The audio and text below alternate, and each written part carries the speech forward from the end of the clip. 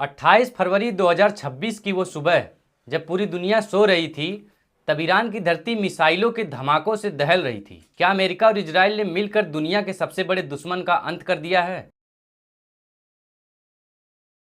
क्या Ayatollah Ali Khamenei अब इस दुनिया में नहीं रहे? डोनाल्ड ट्रंप का ट्वीट आता है, शैतान मारा गया। नेतन्याहू कहते हैं ऑपरेशन लायन रोर कामयाब रहा। लेकिन दोस्तों, क्या यह शांति की शुरुआत है या तीसरे विश्व युद्ध का शंखनाद? आज की इस वीडियो में हम पन्ने दर पन्ने खोलेंगे कि ईरान के अंदर इस वक्त क्या खौफनाक मंजर है।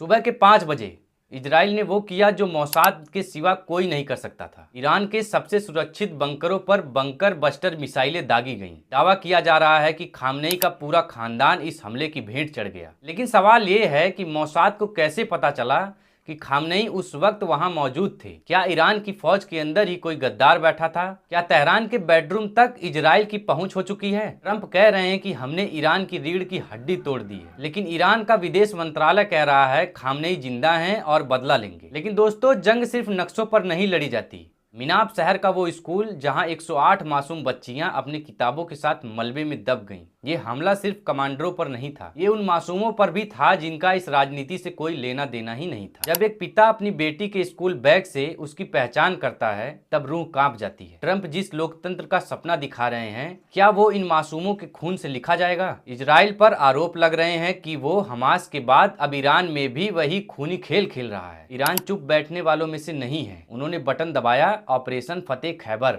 400 से ज्यादा बैलिस्टिक मिसाइलें और सुसाइड ड्रोन आसमान में आग के गोलों की तरह उड़ने लगे। निशाना सिर्फ इजराइल नहीं था, दुबई, कतर, बहरीन, जहां जहां अमेरिका के ठिकाने थे वहां धमाके हुए। बुर्ज खलीफा के पास मिसाइल गिरती है, दुबई एयरपोर्ट पर अफरा तफरी मच जाती है। ईरान ने साफ कर दिया है, अगर हमें मारोगे तो दुनिया में कोई सुरक्षित नहीं रहेगा। आज दुबई की सड़कों पर लोग लग्जरी कारों को छोड़कर अंडरग्राउंड पार्किंग में जान बचा रहे हैं। भारत के लिए यह सिर्फ न्यूज नहीं है। खाड़ी देशों में 90 लाख हिंदुस्तानी फंसे हैं। सरकार ने ऑपरेशन सिंधु का ऐलान कर दिया है। यह मानव इतिहास का सबसे बड़ा रेस्क्यू मिशन हो सकता है। सोचिए, अगर हॉर्मुज की जलसंधि बंद हो गई तो पूरी दुनिया का तेल रुक जाएगा। पेट्रोल की कीमतें $400-500 प्रति बैरल तक जा सकती हैं। आपके घर का बजट, राशन सब महंगा हो जाएगा। लेकिन दिल्ली की सांसें अटके हुई हैं। क्या हम अपने लोगों को सुरक्षित वापस ला पाएंगे? सबसे बड़ी पहेली है रूस और चीन की खामोशी। क्या पुतिन चुपके से ईरान को वो हथियार दे रहे हैं जो अमेरिका के F-35 को खिलौना बना देंगे? एक्सपर्ट्स कह रहे हैं कि पिछले 1 महीने से पर्दे के पीछे से हथियारों की सप्लाई चल रही है। ये जंग सिर्फ जमीन की नहीं है, ये आस्था की जंग बन चुकी है। ईरान के लाखों लड़ाके लाल कफन पहनकर कसम खा रहे हैं कि वो अमेरिकी टैंकों के सामने खुद को उड़ा देंगे। जब जंग में मजहबी जुनून जुड़ जाए तो मिसाइलें भी बेअसर हो जाती हैं।